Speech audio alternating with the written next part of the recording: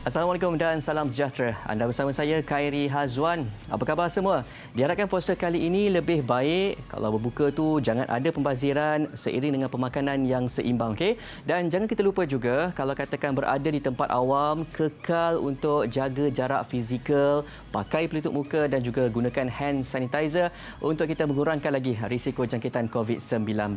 Okey, minggu ini fokus kita kepada topik celik insan kerana guru unggul ataupun CIKGU, itu akronimnya, dan yang mana pengorbanan guru dalam mendidik, membimbing serta membentuk anak bangsa tidak ternilai harganya.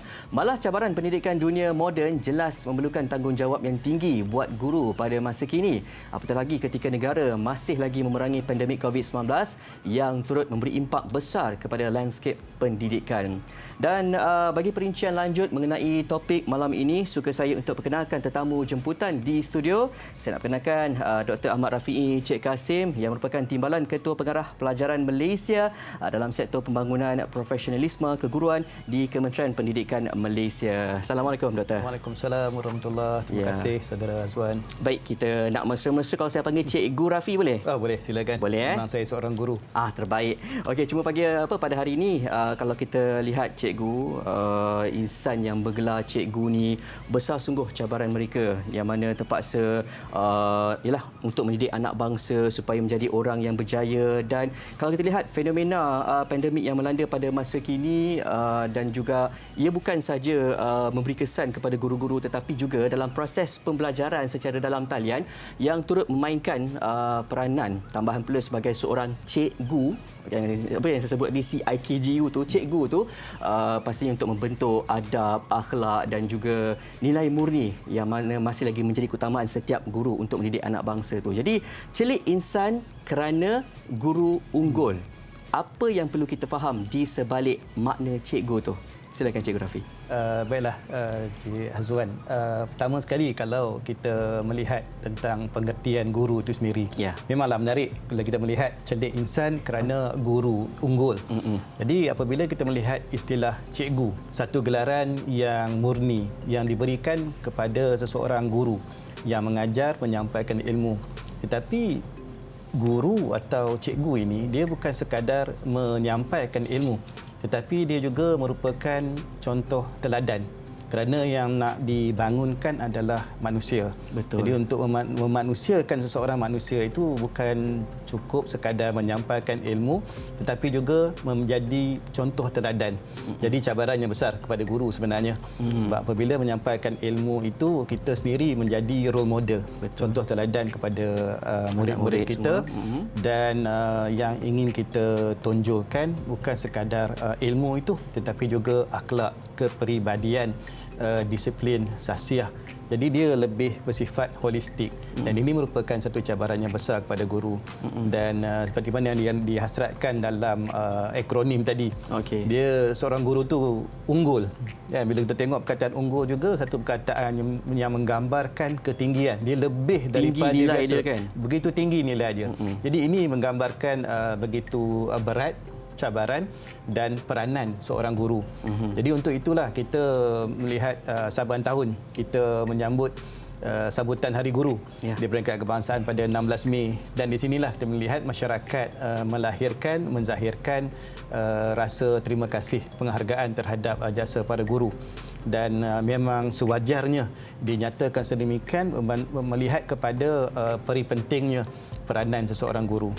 Dan untuk menjadi guru yang unggul tadi, yang disebut tadi, bukan perkara yang mudah. Di peringkat Kementerian Pendidikan Malaysia, kita melihat guru ni daripada peringkat awal lagi. Bakal-bakal guru sebagai contoh. Sebelum menjadi guru, kita menyediakan sistem latihan yang teratur, yang sistematik di institusi pendidikan guru, di Institut Pendidikan Guru IPG, begitu juga di universiti. Dan di situ kita memilih calon-calon guru yang terbaik daripada kalangan lepasan SPM dan sebagainya untuk masuk ke medan ini untuk disediakan untuk menjadi guru. Itu peringkat awal. Dan apabila mereka dah pun menjadi guru, kita kena tambah lagi pembangunan profesionalisme berterusan untuk memastikan guru-guru kita sentiasa update, sentiasa terkini dengan kemahiran-kemahiran baru, juga tentang cabaran dan keperluan semasa. yang Azwan sebut tadi tentang cabaran pandemik COVID-19. Situasi sekarang ni. Ya, memang sesuatu yang tak kita terfikir dari dulu. Ya. Semua guru-guru kita dilatih untuk mengajar murid-murid di dalam bilik darjah. Apabila murid berada di hadapan mereka, di universiti ke, di IPG ke, kita ajar cikgu mengajar murid di depan. Tetapi bila berlaku pandemik ini, muridnya berada di rumah. Tak dapat datang ke sekolah. Cikgu pun berada di rumah. Kan? Macam mana? Tapi cikgu tetap meneruskan sesi-sesi pengajaran secara PDPR. Yang mana kita mengadakan sesi PDP ini secara jarak jauh. Sama ada yang berasaskan digital, yang berlaku online, ataupun yang tak dapat online, kita gunakan pendekatan-pendekatan yang berbeza. Jadi ini sebenarnya mencerminkan akronim tadi. Celik ilmu tu kerana guru yang unggul. Jadi ini antara cabaran kita dan kita yakinlah kena dengan tempatnya. Kalau kita lihat kepada tema Hari Guru pada tahun ini, berguru demi ilmu, bina generasi baru.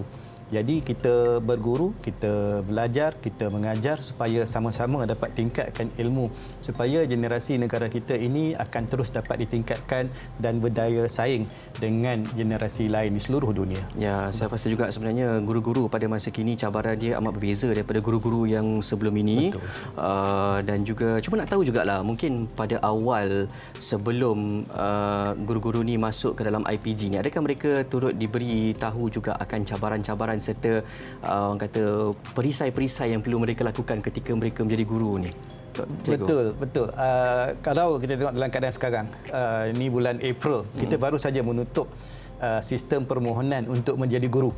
Jadi lepasan SPM terutamanya mereka memohon secara online untuk menjadi guru. Dan antara benda yang kena lakukan apabila mereka memohon, di samping kelayakan dari segi akademik yang baik, yang minimumnya 5 A's, mereka diuji dari segi psikologinya. Adakah psikologi mereka bersedia untuk menjadi seorang guru? Kerana inilah cabaran-cabaran yang beza. Sebab untuk menjadi guru, dia bukan sekadar kita celik ilmu, kita tahu kognitifnya tinggi, tetapi jiwa kita, psikologi kita, bagaimana kita menangani orang-orang yang berbeza, bagaimana nak menangani tekanan. Kalau sekolah rendah dengan anak-anak yang kecil-kecil yang datang ke sekolah yang menangis-nangis, tak masuk, yang buang air sebagainya. Cabaran ini kita uji dulu lebih awal. Sebelum mereka diterima masuk untuk latihan. So ada soalan-soalan ujian, kita panggil UKCG ini yang perlu mereka ikuti untuk melihat adakah dari segi kesediaan jiwa mereka untuk menjadi guru. Kerana tak cukup sekadar menjadi guru yang ada sekeping ijazah, tetapi dia perlu menjadi seorang pendidik yang berjiwa guru. Okey, baik. Pada pandangan Cikgu Rafi sendirilah, apa usaha yang boleh dilakukan oleh seorang cikgu tu supaya mereka ni menepati konsep tadi CIKGU, guru unggul tu? Betul. Memang banyaklah yang perlu dilakukan. So antara perkara yang selalu kita galakkan dan tekankan kepada guru adalah supaya sentiasa meningkatkan kemahiran kita dengan perkembangan terkini. Antara lain kalau kita melihat sekarang di mana kita tahu dalam keadaan pandemik COVID-19 ini, kemahiran dari segi teknologi digital amat penting. Jadi sebab itu guru-guru kita berlumba-lumba masing-masing belajar sendiri. Sama ada yang kursus-kursus yang kami di pihak KPM sediakan, ataupun mereka dengan sendirinya belajar daripada rakan-rakan mereka, ambil inisiatif sendiri, belajar daripada rakan-rakan mereka dan menyediakan diri untuk mengajar dengan menggunakan teknologi digital. Jadi antara perkara yang positif lah kita nampak apabila pandemik COVID-19 ini a blessing in disguise, di mana dengan cabaran ini guru-guru yang dulunya agak berat, mungkin agak mencabar, reluctant untuk bergerak kepada media digital ini, masing-masing tak ada pilihan lain. Ya, betul. Terpaksa dan mereka belajar berkongsi ilmu sesama sendiri. Ini yang kita panggil sebagai professional learning communities. Komuniti guru yang mengamalkan kerja mereka dan mereka berkongsi amalan-amalan terbaik sesama mereka. So sekarang ni kalau kita lihat di rumah-rumah guru, masing-masing dah ada studio macam di sinilah. Siap green screen dengan semua green kan. screen lagi kan, pakai OBS-nya kan. Jadi dulu tak tahu OBS ni apa kan, tapi sekarang masing-masing dah ada dah kan, StreamYard lah dan macam-macam lagi. Jadi ini satu perkembangan yang positif yang memang kita dah mulakan sekian lama, tapi penerimaannya itu agak lambat, especially kalau kita melihat kemudahan-kemudahan yang ada di sekolah, khususnya di luar bandar, di pedalaman, memang mencabar. Tetapi dalam keadaan sekarang ini, dah banyak usaha-usaha ini, dan usaha yang dibuat oleh guru merupakan satu usaha yang bagi saya paling berjaya, kerana dia datang daripada jiwa guru itu sendiri untuk meningkatkan ilmu serta kemahiran mereka. Dan jelas kelihatan, sebab itu kita dapat lihat banyak program-program yang dilaksanakan, dianjurkan oleh mereka sendiri, dan fenomena webinar yang sekarang ini menjadi amalan biasa guru-guru. Kalau dulu peringkat kementerian, kami yang menganjurkan seminar dan juga webinar. Tetapi sekarang guru-guru kita, sama ada di peringkat jabatan, di peringkat PPD, di peringkat sekolah, menganjurkan webinar yang boleh diikuti oleh ramai orang, termasuk yang peringkat antarabangsa. Jadi ini satu kejayaan yang besar, dan ini saya kongsikan juga di sini. Sehingga bulan April tahun ini, seramai 423,000 orang guru kita yang telah mengikuti pelbagai bentuk latihan yang telah kami sediakan di peringkat KPM. Dan sebanyak 54,000 program atau aktiviti latihan dibuat. So boleh sebut tentang aktiviti latihan ni, dia merangkumi kursus, dia ada seminar, ada bengkel, ada webinar, ada sesi perkongsian, dan juga sesi bacaan buku, termasuk juga kajian-kajian tindakan, inovasi. Jadi ada banyak 13 aktiviti yang dilakukan, dan dalam tempoh masa yang singkat ini, sebahagian besarnya dilakukan secara dalam talian. Ini satu kejayaan lah bagi saya, dan tahniah diucapkan kepada guru-guru yang menunjukkan dan mengambil inisiatif sendiri untuk meningkatkan ilmu dan kompetensi diri mereka, supaya mereka dapat menyampaikan yang lebih baik kepada anak-anak kita. Ya betul, saya kira cabaran dia memang sangat-sangat besar, tambah pula kalau macam guru tersebut ada anak pula kat rumah, terpaksa nak mengajar anak muridnya lagi. Jadi orang kata satu cabaran yang memang kita respect pada cikgu-cikgu sekarang kan. Betul. Satu cabaran yang kita tak jangka lah. Satu lagi contoh lah yang baru berlaku baru-baru ini. Apabila saya cakapkan tadi, apabila kita menyediakan guru di Institut Pendidikan Guru, mereka dilatih untuk mengajar murid di hadapan mereka. So baru-baru ini ketika pelajar kita berada di semester 6, mereka akan pergi ke praktikum ke sekolah. So mereka dah buat persediaan. Sedang dalam persediaan tu, kita terpaksa tutup semua sekolah kerana pandemik ini.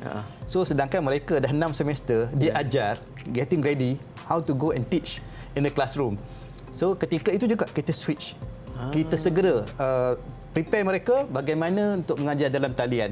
So sebahagian daripada mereka ini apabila sekolah mereka ditutup, mereka mengajar secara atas talian, terus PDPR. Automatically kita switch dengan perkembangan terkini. Dan pensyarah-pensyarah yang mengajar mereka, pihak nazir yang melihat mereka mengajar juga atas talian.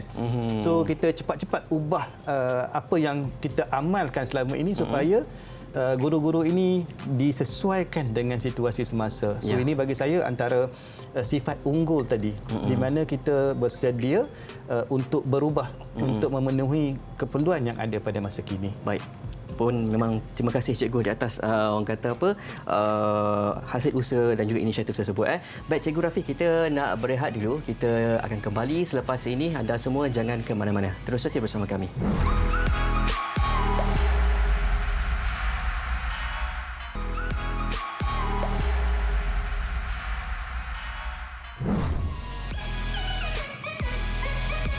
Kembali dalam program Topik, membincangkan tentang Celik Insan kerana Guru Unggul CIKGU. Cikgu, itu akronimnya, yang mana membina perkembangan celik insan ataupun generasi pewaris negara, perubahan pendidikan seiring dunia moden. Bukan topik baru yang kita perkatakan, tapi kita juga perlu diingatkan mengenai pentingnya asas membina perkembangan peribadi celik insan ataupun generasi pewaris negara ini supaya seiring dengan perkembangan pembelajaran norma baru. Jadi Cikgu Rafi yang masih lagi bersama kita pada waktu ini, mungkin cikgu boleh kongsikanlah bagaimana cikgu ni sebenarnya, cikgu tu sendiri dapat memainkan peranan dan juga tanggungjawab, bukan tanggungjawab yang kecil tapi satu tanggungjawab yang besar, sebab nak mendidik pewaris bangsa ni, cikgu?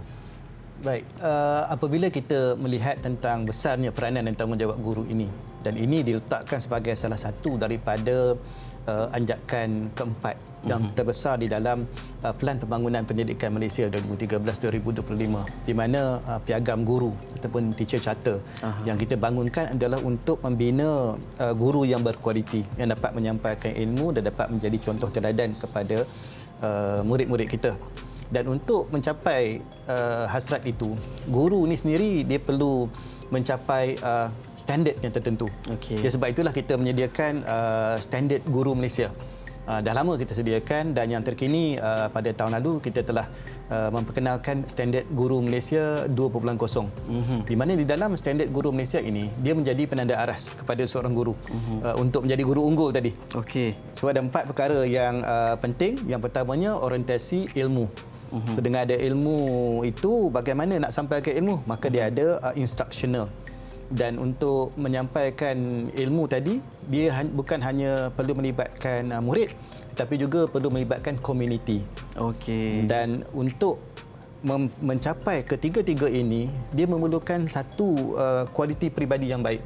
So ada 4 domain utama di dalam standard guru Malaysia ni yang ada perincian-perinciannya yang perlu difahami dan perlu diamalkan oleh setiap orang guru. Dan untuk memastikan kita dapat melaksanakan ini dengan baik, seorang guru tu dia ada etika yang perlu memegang jiwa seseorang guru itu. Jadi kita dah bangunkan etika guru Malaysia yang mana kita menggarapkan kepentingan seorang guru itu menyedari tentang tanggungjawab dia. Yang pertamanya tanggungjawab terhadap murid. Yang kedua tanggungjawab terhadap ibu bapa ataupun penjaga murid ini. Yang ketiga tanggungjawab terhadap profesion keguruan itu sendiri. Dan yang keempat tanggungjawab terhadap masyarakat dan negara.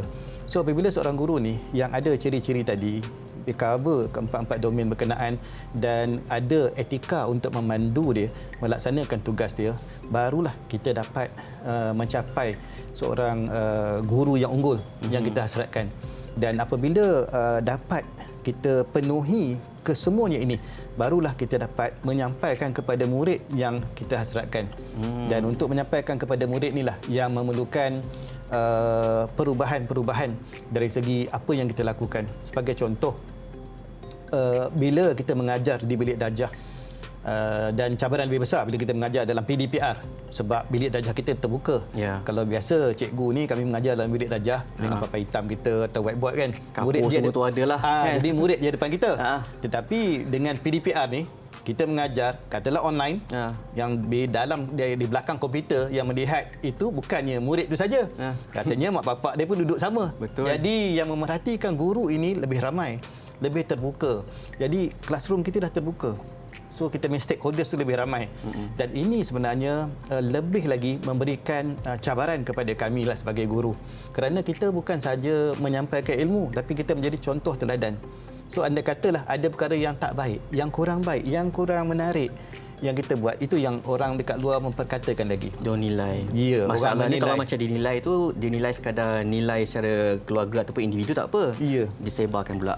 Ya, sekarang ni dengan media sosial ni kan tak boleh silap sikit kan, sekejap aja dia viral. Sedangkan yang lebih baiknya sampaikan kepada guru tu kat mana yang silap. Mungkin guru tu menyampaikan fakta tu mungkin silap, mungkin outdated kan, sebab ilmu sekarang ni kalau guru dulu-dulu tu dia sumber ilmu. Apa yang cikgu sampaikan itu je murid-murid kita akan serap dan terima bulat-bulat, itulah ilmunya. Tetapi dalam keadaan sekarang ilmu ni begitu luas, anak-anak kita boleh capai ilmu Google saja. Dia dapat macam-macam kan, lagi jauh daripada apa yang ada daripada yang disampaikan oleh guru. Maka kita kena mengiktiraf bahawa sumber ilmu itu banyak dan guru tak tahu segala-galanya.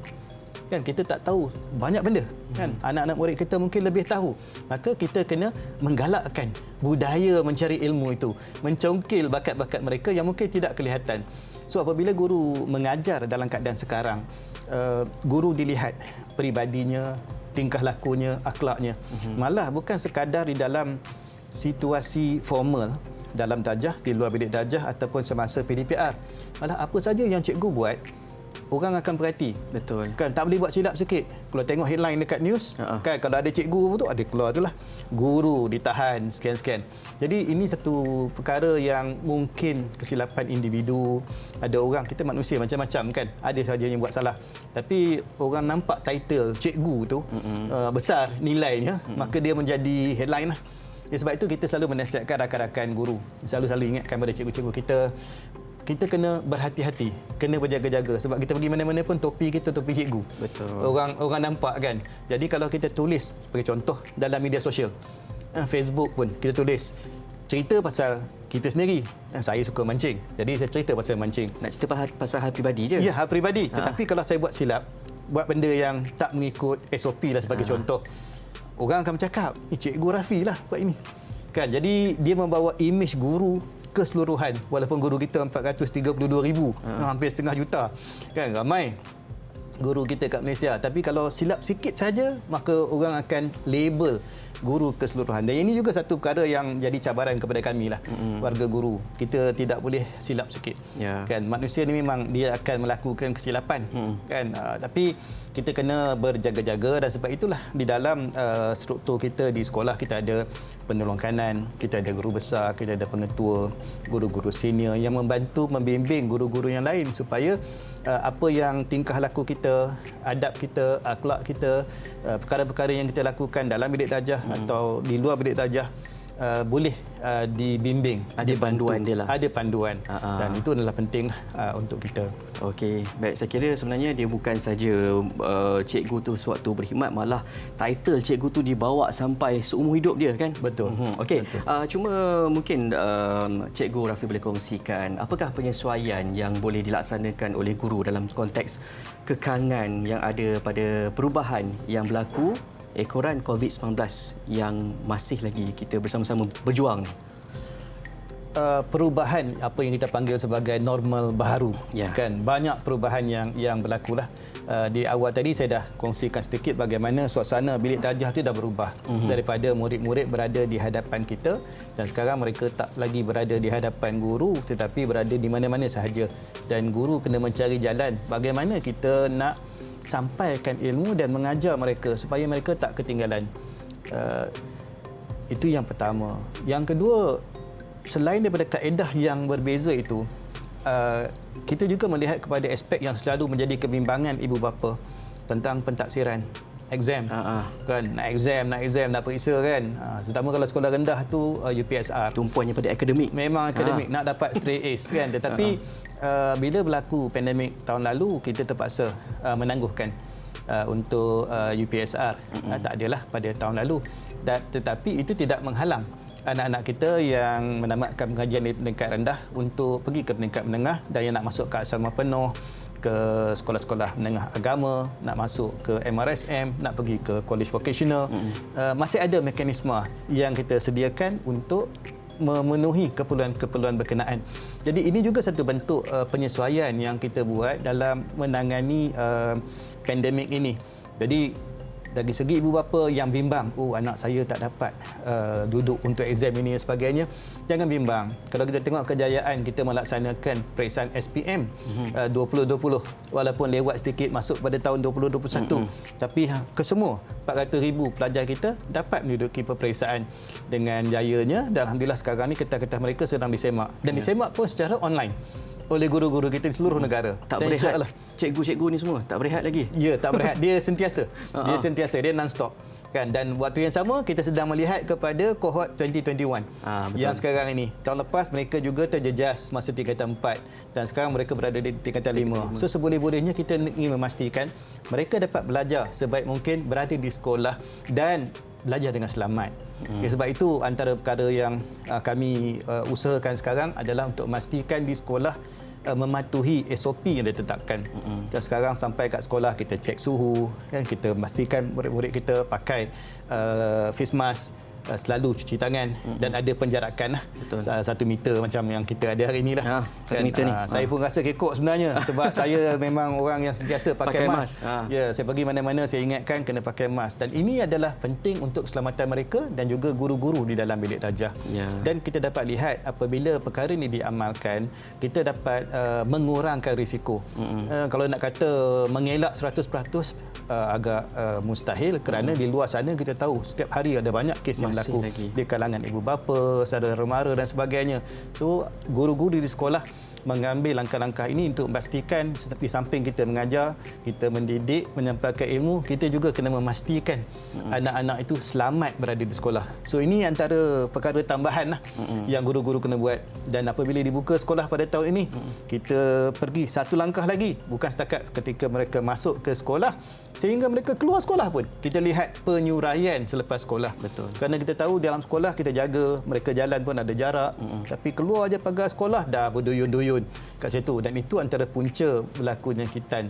Maka sekolah-sekolah dengan kerjasama bersama dengan komuniti setempat berusaha untuk mengurangkan risiko ini dengan memastikan penyuraian ini berlaku dengan teratur, tiada perkumpulan beramai-ramai dan ini dapat mengurangkan risiko jangkitan kepada mereka.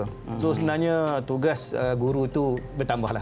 Semakin banyak. Namun guru-guru kita sentiasa komited untuk melaksanakan amanah yang telah diberikan kepada kami. So saya memang sangat berbangga dengan guru-guru kita. Kan saya selalu sebut pada guru-guru, saya memang respect guru. Saya memang tabik spring kepada mereka atas usaha yang mereka lakukan. Jangan mudah kecewa kalau ada yang cakap macam-macam tentang guru yang negatif. Kita teruskan kerja buat kita. Kita yakin apa yang kita lakukan ini adalah untuk kebaikan, untuk membina generasi pewaris negara kita. Maka kita kena teruskan usaha-usaha yang baik begini. Menarik bila Cikgu Rafi cakap macam tu, sebab macam kita tengok sejak akhir-akhir ni pun kita nampak banyak juga kluster-kluster pendidikan, tapi walaupun kita harapkan sebenarnya masing-masing bersatu padu, bukan saja guru-guru malahan juga murid-murid dan juga ibu bapa dan juga komuniti setempat di kawasan tersebut. Okey.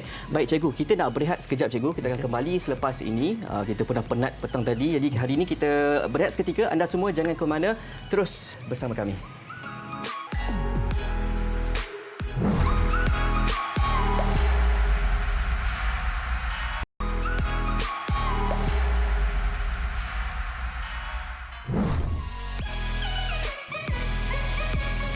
Bersua kembali dalam program Topik dan masih lagi bersama saya Khairy Hazwan dan juga kita masih bersama dengan Dr. Ahmad Rafiee Cik Kasim untuk sama-sama kita bincang tentang CIKGU Cikgu, iaitu Celik Insan Kerana Guru Unggul. Betul Cikgu? Betul. Okey, dan Cikgu sendirilah sebelum Cikgu bergelar Cikgu, okey, mungkin dalam diri Cikgu itu sendiri ada sifat ataupun jiwa seorang pendidik. Jadi mungkin dari sudut pandang Cikgu tu macam mana tentang karier guru ni pada mula-mula dulu? Ini soalan cepu emas ni. Sebab saya dilahirkan... Cepu emas ke cepu cemas? Cemas juga. Sebab saya dilahirkan dalam keluarga guru. Jadi arwah ibu saya seorang guru. Saya berumur 3 tahun dah ikut pergi sekolah. Dia mengejar tadika dulu. Jadi saya main-main aja, tak cukup umur lagi kan. Tengok orang lain belajar, saya ikut aja kan. Lama-lama kita pun belajar juga macam orang lain. So itu sebenarnya antara idea awal lah yang mencetus kefahaman saya tentang guru, tentang keguruan, tentang pentingnya peranan seorang guru. Tapi along the way bila saya belajar di sekolah ke universiti sebagainya, pada peringkat awalnya tak ada dah teringat nak jadi guru. Sehinggalah lepasan SPM, lepas STPM, waktu senggang sebelum masuk ke universiti itu saya mula mengajar tuition. Rupanya bila mengajar tu lain rasanya. Macam mana terletik cikgu nak mengajar tuition tu? Dia nak buat macam-macam lah. Lepas dulu kita ada break 3 bulan kan. Nak kerja kilang ke, nak pergi cuci kapet ke kan. So ketika itu ada budak-budak yang nak belajar sikit, jadi saya buat tuition aja, tuition kat rumah sikit-sikit kan. Tapi rupanya bila mengajar tu dia lekat di jiwa. Dia rasa seronok, dia rasa dihargai, dia rasa bila ilmu yang saya sampaikan itu dapat mereka laksanakan, mereka amalkan.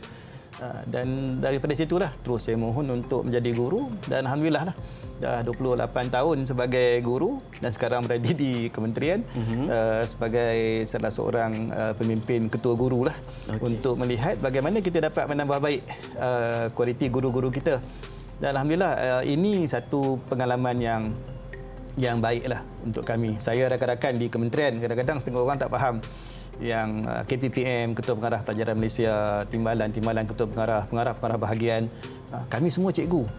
Kami semua datang ni daripada bilik darjah. Kita dilatih untuk menjadi guru. Kita merasai. Kita dah mengajar dalam bilik darjah. Kita dah buat garis hitam dekat padang kan. Kita dah pergi cuci toilet dekat sekolah. Benda-benda tu kita dah lalui. Cuma kadang-kadang generasi yang kemudian kadang-kadang dia tak faham. Dia ingat bahawa orang ni berada di kementerian sahaja tanpa memahami perkara-perkara yang berlaku di bawah sana. Malahan kami sentiasa mengadakan lipat urus dengan guru-guru setiap masa, selalu turun padang, dan kita tahu apa yang berlaku di bawah sana. Dan sekarang ni lebih mudah apabila kita aktif dalam social media. Macam saya dekat Facebook saya tu, cikgu-cikgu tag saya jadi yang follower ramai. Dia cerita tentang apa yang mereka lakukan di sekolah-sekolah mereka, dan saya amat hargai. Saya suka sekolah-sekolah ini ceritakan apa yang mereka lakukan, yang menang dengan kejayaan-kejayaan walaupun kecil, dapat sijil.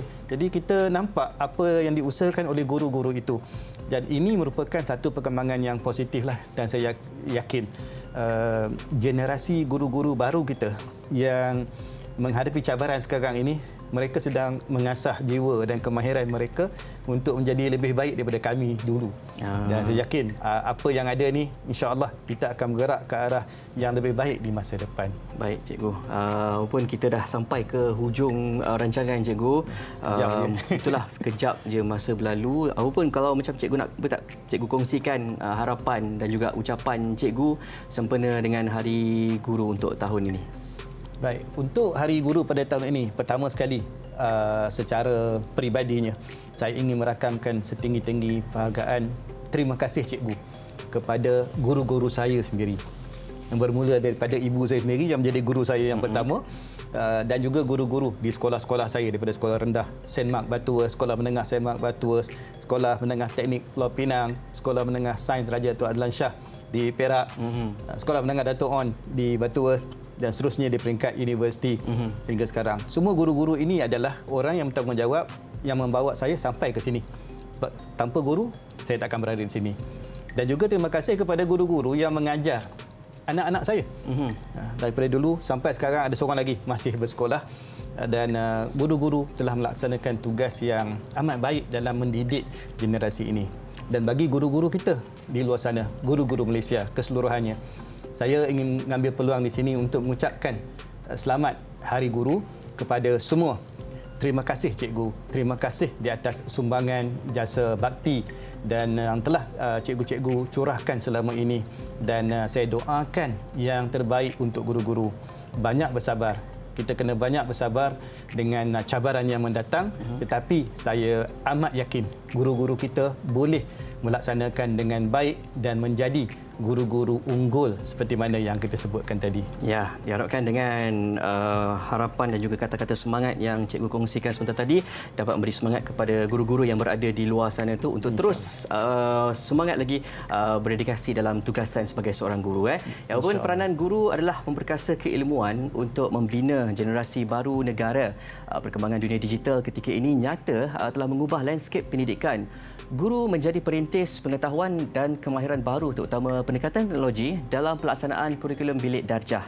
Terima kasih kepada Dr. Ahmad Rafiq Encik Kasim yang merupakan Timbalan Ketua Pengarah Pelajaran Malaysia, Sektor Pembangunan Profesionalisme Keguruan, Kementerian Pendidikan Malaysia. Celik insan kerana guru unggul. Cikgu, itu akronimnya. Topik berhenti di sini. Jumpa lagi minggu depan di waktu dan hari yang sama. Saya Khairi Hazwan. Assalamualaikum.